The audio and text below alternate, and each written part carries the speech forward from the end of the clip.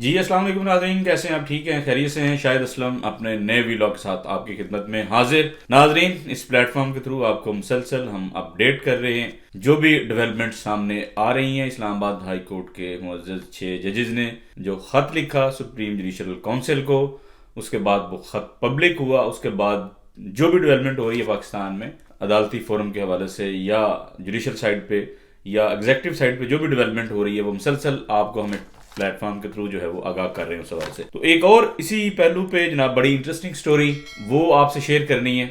اور یہ سٹوری جناب اس شخص کی ہے، ایک اس وکیل کی ہے جو قاضی فائز عیسیٰ صاحب، جب ان کے خلاف ریفرنس فائل ہوا تھا پی ٹی آئی کے دور میں تو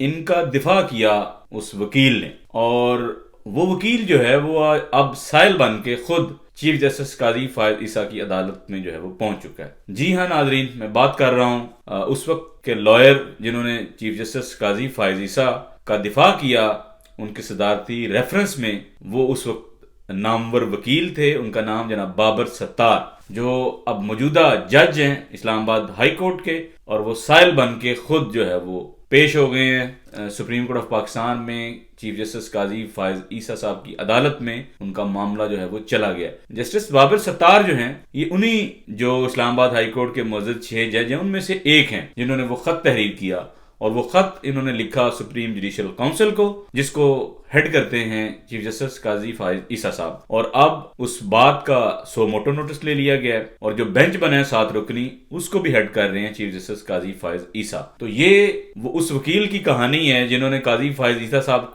کا دفاع کیا ان کے صدارتی ریفرنس میں بطور وکیل۔ اس کے بعد وہ جج بھرتی ہوئے، جج تعینات ہوئے اسلام آباد ہائی کورٹ میں۔ اب ان کا معاملہ جو ہے وہ دوبارہ اب قاضی فائز صاحب کی عدالت میں ہی چلا گیا ہے۔ جسٹس بابر ستار صاحب کے حوالے سے آپ کو کچھ فیکٹس بتائیں۔ یہ جج بننے سے پہلے ظاہر ہے بڑی زبردست ان کے آرٹیکل ہوتے تھے، ڈان میں، دی نیوز میں، فرائیڈے ٹائم اور دیگر اداروں کے لیے لکھتے تھے مختلف لیگل معاملات پہ۔ اس سے پہلے یہ کیڈٹ کالج حسن عبدال سے پڑھے ہیں، اور اس کے بعد یہ گریجویٹ ہیں جناب ہارورڈ لا اسکول سے۔ تو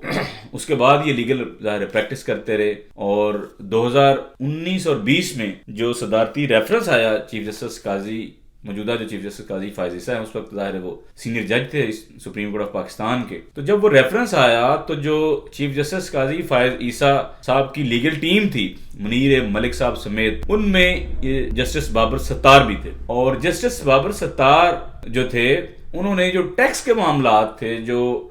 قاضی صاحب کے ظاہر ریفرنس میں جو منبع تھا بنیادی طور پہ ان کے ریفرنس کا، وہ ٹیکس کے حوالے سے معاملات تھے کہ انہوں نے جناب ٹیکس میں ڈکلیئر نہیں کیا اپنی ویلتھ سٹیٹمنٹ میں، جو جائیدادیں ہیں ان کی بیگم کی لندن میں، وہ انہوں نے جناب اپنے ویلتھ سٹیٹمنٹ میں ڈکلیئر نہیں کی۔ تو ان کا یعنی جو بنیادی طور پہ کیس تھا قاضی صاحب کے خلاف، اس کی بنیاد جو تھی وہ ایف بی آر کے معاملات تھے، اور ایف بی آر کے معاملات کا جو دفاع کیا تھا یا جو آرگومنٹ دیے تھے قاضی صاحب کے لیے یا قاضی صاحب کے دفاع میں، وہ انہی بابر ستار صاحب نے دیے تھے۔ اور یہ کئی روز تک جو ہے وہ آرگومنٹ سپریم کورٹ کے 10 رکنی بینچ کے سامنے دیتے رہے، اور یہ پہلی ہیئرنگ پہ بھی انہوں نے، جسٹس بندیال اس 10 رکنی بینچ کو ہیڈ کر رہے تھے، تو انہوں نے اس ہیئرنگ میں بھی یہ کہا کہ میں اپنے کیریئر میں پہلی مرتبہ جو ہے وہ سپریم کورٹ کے فل کورٹ کے سامنے آرگومنٹ جو ہے وہ کر رہا ہوں۔ تو اس پہ جو جسٹس بندیال تھے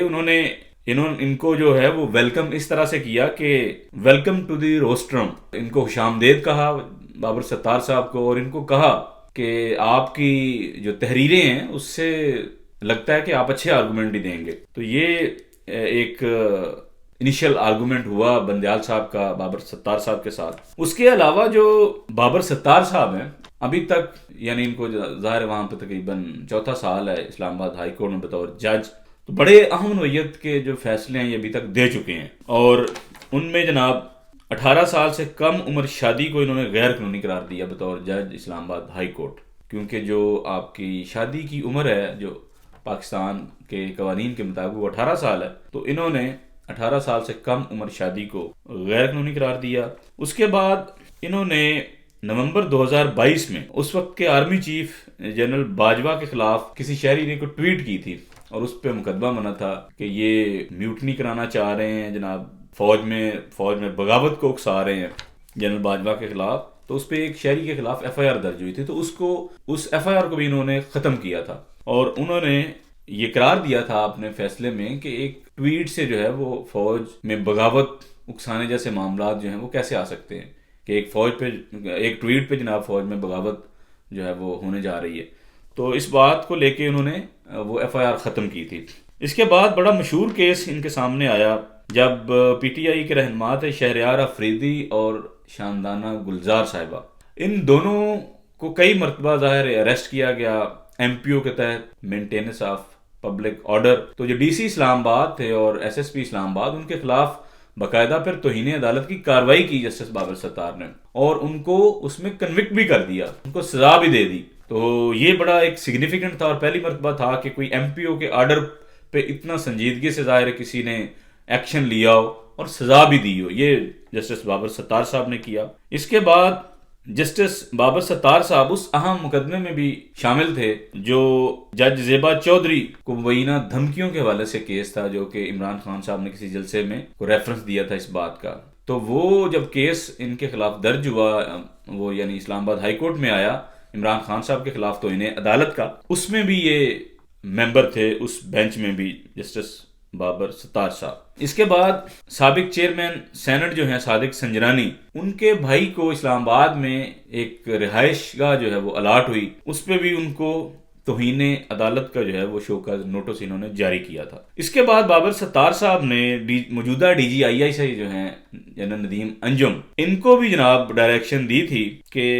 آپ جو ہے وہ ہمیں رپورٹ جمع کروائیں کہ کیسے عمران خان اور بشرا بی بی اور لطیف کھوسا، ان تینوں کی جو ہے وہ آڈیو کال جو ہے وہ کیسے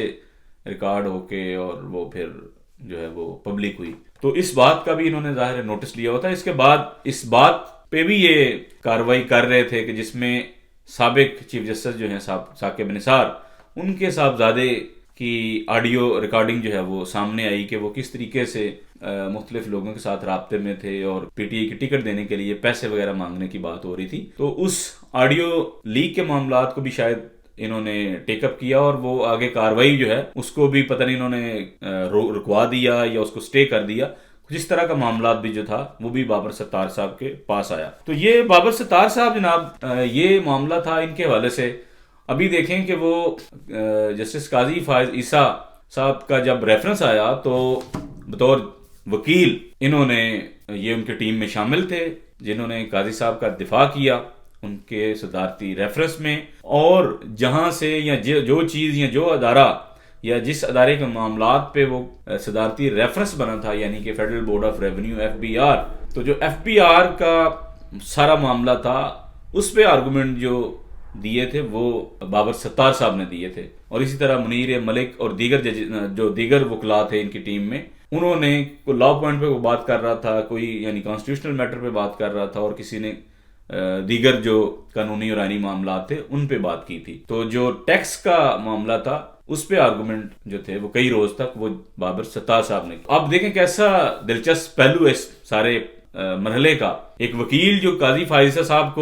کا دفاع کر رہے ہیں صدارتی ریفرنس میں، وہ آج خود، حالانکہ وہ ایک جج ہے ہائی کورٹ کا، وہ خود سائل بن کے اس کا معاملہ جو ہے اسی قاضی فائز صاحب کے سامنے آ گیا، ان کی عدالت کے سامنے آ گیا ہے. اور کیونکہ اس وقت وہ چیف جسٹس ہیں اور اس بینچ کو بھی سربراہی اس بینچ کی سربراہی بھی کرنے جا رہے ہیں جو کل اس اہم معاملے کی جو ہے وہ سماعت کرنے جا رہی ہے. سو موٹو نوٹس لیا ہے قاضی صاحب نے. اب 7 رکنی بینچ جو ہے یہ پہلی سماعت کرے گا کل. تو دیکھتے ہیں یہ معاملہ آگے کس طریقے سے بڑھے گا. اور اس سے پہلے بابر ستار اور دیگر جو 5 ججز تھے اسلام آباد ہائی کورٹ کے، انہوں نے ظاہر ہے جو خط لکھا تھا وہ سپریم جوڈیشل کونسل کو لکھا تھا کہ ہمیں کس طریقے سے ایجنسیاں ہیں، ریاستی ایجنسیاں خصوصاً آئی ایس آئی، وہ کس طریقے سے ہمیں تھریٹ کر رہی ہے، ڈرا رہی ہے، دھمکا رہی ہے، ججوں کے رشتہ داروں کو اغوا کیا جا رہا ہے، کریکر پھینکے جا رہے ہیں، آڈیو ویڈیو ریکارڈنگ کی جا رہی ہے. اور یہ وہی قاضی فائز عیسیٰ صاحب ہیں جب انہوں نے 2017 میں مشہور زمانہ فیض آباد دھرنے کیس کا فیصلہ دیا. تو اس فیصلے میں بنیادی طور پر بات کیا تھی، وہ یہی تھی کہ جو خفیہ ایجنسی آئی ایس آئی ہے وہ کیوں کر جو ہے وہ اس کے اہلکاروں نے جو ہے یا افسروں نے وہ کس طریقے سے اس سارے معاملے میں انوالو تھے، اور وہ کیوں کر گرنٹر بنے حکومت کے اور ٹی ایل پی کے معاہدے میں، اور انہوں نے جناب وائلیشن کی اپنے جو ہے وہ عہدے کی، اپنے حلف کی۔ تو بنیادی طور پہ قاضی صاحب بھی 2017 میں یہی کہہ رہے تھے کہ جو پاکستان کی خفیہ ایجنسی ISI ہے وہ مداخلت کر رہی ہے سیاسی معاملات میں، وہ اپنے عہد کی وائلیشن کر رہی ہے۔ یہی بات اسی بنیاد پہ، اس فیصلے کی بنیاد پہ قاضی صاحب کہتے ہیں میرے خلاف جناب ریفرنس آیا، پھر حکومت میرے خلاف ہوئی، ادارے خلاف ہوئے، ایجنسیاں خلاف ہوئی، تو اسی بنیاد پہ میرے خلاف ریفرنس آیا جو میں نے ججمنٹ لکھی تھی فیض آباد دھرنے کی۔ تو ابھی یہ معاملہ دیکھیں کہ دوبارہ پھر جو دفاع کر رہے تھے قاضی صاحب کا اس ریفرنس میں، اب وہ بھی یہی بات کر رہے ہیں کہ جناب ہمیں بھی ڈرایا جا رہا ہے، دھمکایا جا رہا ہے، ہماری جو ہے وہ آڈیو ویڈیو ریکارڈنگ کی جا رہی ہے، سرفرنس کی جا رہی ہے، رشتہ داروں کو اٹھایا جا رہا ہے، مارا جا رہا ہے، کریکر پھینکے جا رہے ہیں ججوں کے گھروں پہ، جناب اپنی مرضی کے فیصلے دینے پہ مجبور کیا جا رہا ہے۔ یہی درخواست لے کے اب وہ قاضی صاحب کے پاس پہنچے، اور قاضی صاحب نے کیا کیا؟ قاضی صاحب نے معاملہ جناب ایگزیکٹو کے حوالے کر دیا کہ آپ جناب دیکھیں اس بات کو، آپ کمیشن بنا کے انکوائری کریں۔ اب جب کہیں کسی طرف سے چارہ نہیں چلا، تصدق حسین جیلانی صاحب نے بھی انکار کر دیا کمیشن کی سربراہی کرنے، بلکہ انہوں نے اس لیٹر میں بھی حوالہ دیا کہ یہ تو آپ کا کام تھا قاضی صاحب، بطور چیف جسٹس، بطور چیئرمین سپریم جوڈیشل کاؤنسل، یہ آپ کا کام تھا، آپ کو ایڈریس کیا لیٹر ججوں نے کہ آپ اس معاملے کو دیکھیں، ان کی رہنمائی کریں۔ آپ جو قاضی صاحب خود شکوے شکایت کرتے تھے یا ریفرنس فیس کیا انہوں نے ایجنسیوں کی مبینہ سیاسی مداخلت میں، اب جب ان کے پاس معاملہ آیا دیگر 6 ججوں کا وہی کنٹینشن لے کے کہ جناب یہ ایجنسیاں مداخلت کر رہی ہیں، تو انہوں نے بجائے کہ اس کو خود سنتے یا اس پہ کوئی نوٹس لیتے، ایگزیکٹو کے پاس بھیج دیا۔ اب جب کسی طرف سے کوئی چارہ نہیں چلا تو اب مجبوراً ان کو جو ہے وہ سو موٹو لینا پڑا ہے، اور جو وکیل ان کا دفاع کر رہے تھے اس کیس میں اب ان کے سامنے سائل بن کے جو ہے وہ پیش ہو گئے ہیں۔ اب دیکھتے ہیں کہ کل اس معاملے کی سماعت کیا رخ اختیار کرتی ہے، کیا اس پہ کنٹینشن آتی ہے وفاقی حکومت کی بھی، اور اس پہ ججز جو ہیں ان کا موڈ کا بھی جو ہے وہ پہلی سماعت میں پتہ چل جائے گا کہ یہ معاملہ کس طرف جاتا ہوا دکھائی دے رہا ہے۔ آپ کو اس معاملے پہ جو ہے وہ ہم مسلسل اپڈیٹ رکھیں گے۔ دیکھنے کے لیے بہت شکریہ، اللہ حافظ۔